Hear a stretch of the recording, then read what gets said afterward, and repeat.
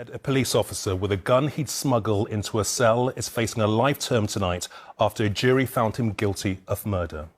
Custody Sergeant Matt Ratner was attacked inside a police station by 25-year-old Louis de Zoysa, who was handcuffed at the time.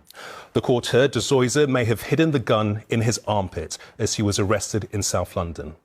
After the verdict, Sergeant Ratner's partner said it was justice for Matt, who died in the line of duty, doing a job he loved. Here's Martha Fairley. The reason is there's a lot of burglaries in this area, OK? It's 1:30 in the morning. I don't know who you are. You've probably got a totally legitimate excuse, all right? This is Louis de Zoysa being stopped and searched by a police patrol in South London in the early hours of September the 25th, 2020. Police body cam recordings show him looking nervous as he confesses to being in possession of cannabis. But when he's searched, they find a bag containing homemade bullets. Yeah, canisters.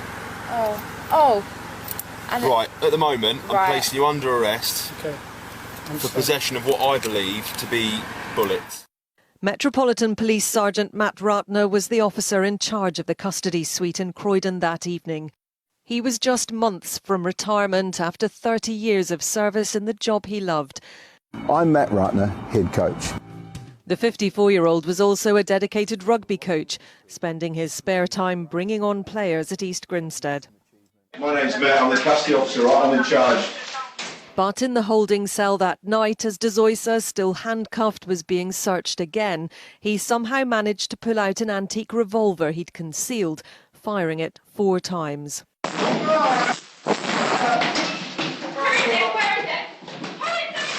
The first 2 shots hit Sergeant Ratner, the third hit the wall as he struggled with the officers who'd arrested him, and the fourth hit de Zoysa in the neck, causing him brain damage.